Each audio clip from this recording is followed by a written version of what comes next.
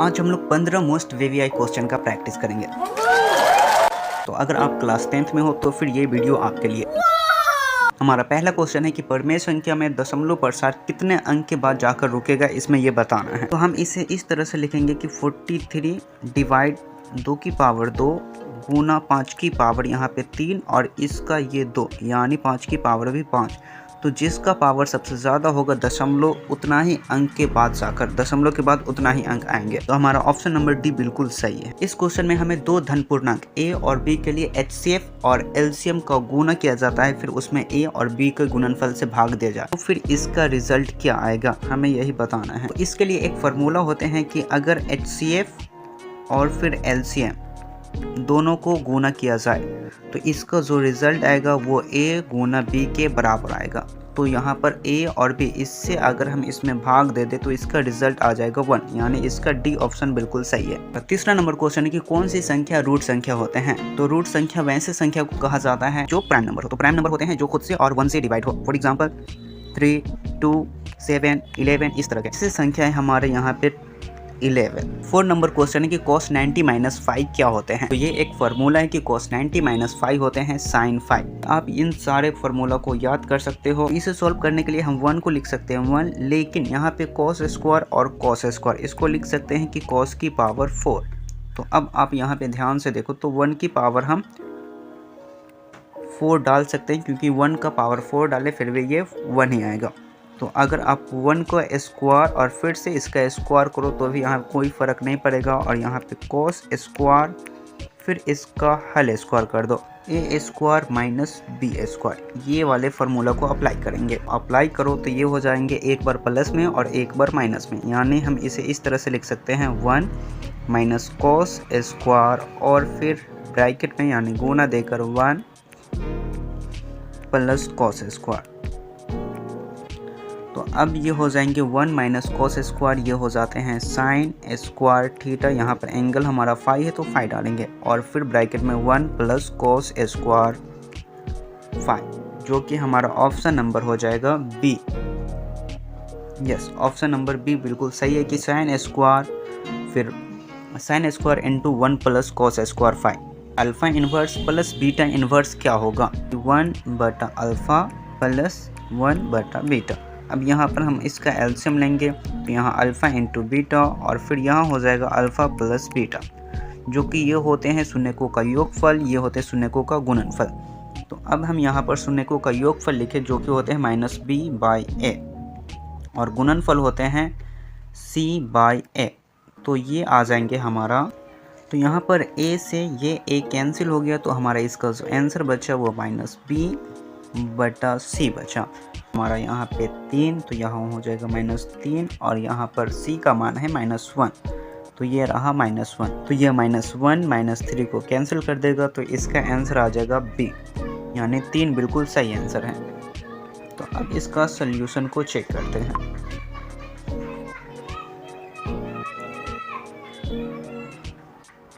Yes, यहाँ पर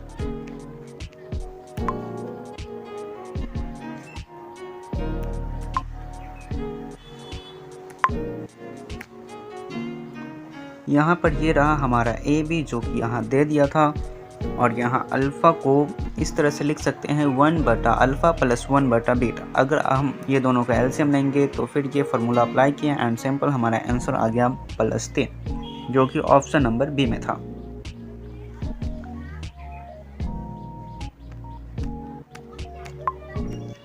तो हमारा बी नंबर ऑप्शन इसका बिल्कुल सही है। अब क्वेश्चन नंबर 7 को देखते हैं।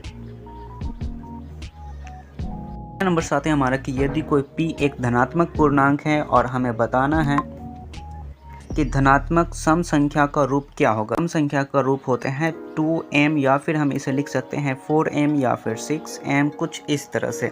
तो ये हो जाएगा हमारा ऑप्शन नंबर डी बिल्कुल सही है। अगर विषम संख्या को बोला जाए तो ये सभी में 1 जुटना चाहिए या फिर 3 या फिर 5। आप ऐसा लॉजिक लगा सकते हो कि ये सभी एक विषम संख्या होना चाहिए। p का मान यहाँ पर आप डाल सकते हो 1 2 3 4 5, तो ये हमेशा एक विषम संख्या ही आएगा। अगर आप ये सारे में डालो ये सभी में, तो ये सभी में आएगा हमेशा एक विषम संख्या। लेकिन इसमें अगर आप डालोगे 1 2 3 4 5 कोई सा भी नंबर डालोगे तो ये सदैव के लिए एक सम संख्या ही आएगी। प्रायिकता का न्यूनतम मान क्या होते हैं? तो प्रायिकता का न्यूनतम मान होते हैं 0, यानी इसको डी बिल्कुल सही आंसर है। 9 नंबर क्वेश्चन है, बहुपद का घात नहीं होते हैं। तो बहुपद का क्या घात है जो नहीं होते हैं? अगर कोई हमारा px बहुपद है तो इसका घात कभी भी एक निगेटिव नंबर नहीं होना चाहिए, और न ही इसका एक कोई फ्रैक्शन नंबर यानी जो p/q के रूप में होते हैं इस तरह का नंबर नहीं होना चाहिए। ऑप्शन नंबर डी बिल्कुल सही है। इस क्वेश्चन में हमें बताना है कि y-4 बराबर 0 का आलेख कैसा होगा। तो इसका आलेख होगा x अक्ष के समांतर होंगे। देखो ये अगर हमारा यहाँ पर -4 है और ये है हमारा x अक्ष, ये है हमारा y अक्ष, तो इसका अगर आलेख देखो तो इस तरह से, जो कि x अक्ष के बिल्कुल समांतर हैं। तो इसका हो जाएगा हमारा ऑप्शन नंबर ए। कौन सी संख्या परिमेय संख्या नहीं है? याद रहे इसमें हमें बताने की परिमेय संख्या नहीं है, ये बताने हैं। तो ऑप्शन नंबर ए को अगर आप चेक करो तो ये दो अपरिमेय संख्या -4√2, यानी ये दोनों को घट रहा है, तो आप इसे घटाओ तो -3√2 आ जाएंगे, जो कि एक अपरिमेय संख्या, ये भी एक अपरिमेय संख्या है। तो इसका हमारा डी बिल्कुल, ये बिल्कुल सही आंसर है। रूट अंदर 9 है, इसका हमें 3 बाहर आ जाएगा, और रूट अंदर 16 इसका 4 बाहर आ जाएगा। घात बहुपद है अगर कोई, तो इसके कितने शून्यक हो सकते हैं? तो जितने घात वाले बहुपद होंगे उसके उतने ही शून्यक होंगे। px का पावर 2 है, यानी 2 घात वाले बहुपद, तो इसका शून्यक भी x का 2 ही मान होंगे। तो इसका भी बिल्कुल सही है। इसमें हमें बताना है कि कौन से बहुपद नहीं है, ये हमें बताना है। तो याद रहे बहुपद में x का पावर कभी भी एक ऋणात्मक संख्या और न ही p/q यानी कोई पूर्णांक में होना चाहिए, न ही कोई दशमलव वाले नंबर होना चाहिए। अगर ऑप्शन नंबर ए को चेक करो तो यहाँ x ऊपर आ जाता, तो यहाँ इस तरह से x + x की पावर -1 इस तरह से लिखा जाएगा, ये ऑप्शन नंबर ए को। अगर ऑप्शन नंबर सी को देखो तो यहाँ इसका पावर है एक परिमेय संख्या। इसका डी बिल्कुल सही आंसर है कि जितने भी है ये ए बी सी ये सारे के सारे बहुपद नहीं हो सकते हैं। इस क्वेश्चन में हमें बताना है कि कौन सी संख्या यौगिक संख्या है। कौन सी संख्या यौगिक संख्या? याद रहे कि रूट संख्या और यौगिक संख्या दोनों अलग होते हैं। यौगिक संख्या बोला जाता है कंपोजिट नंबर, यानी कि भाज्य संख्या को कहा जाता है।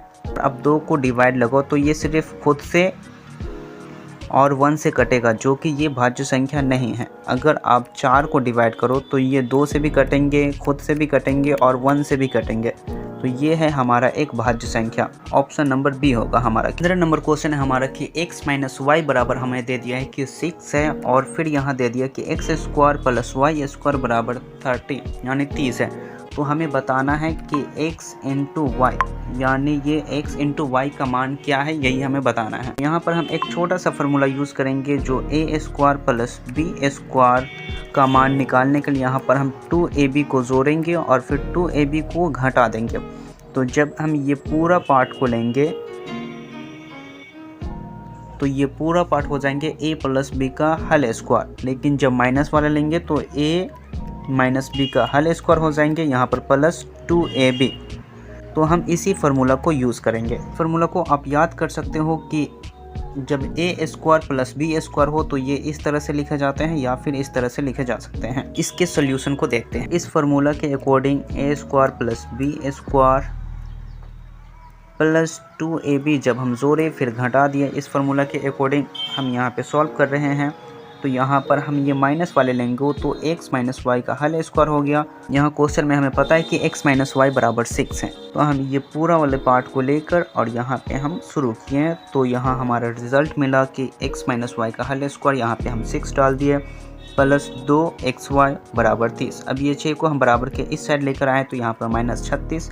अब दोनों को माइनस करो, घटा दो तो -6 आ जाएंगे, और x × y का मान हमारा -3, और यही इसका आंसर है। ऑप्शन नंबर डी बिल्कुल सही है। ऐसे और क्वेश्चन का प्रैक्टिस करने के लिए चैनल को सब्सक्राइब करके बेल आइकन ऑन कर लो। और क्या आप इन सारे क्वेश्चन का PDF पाना चाहते हो तो फिर कमेंट करो।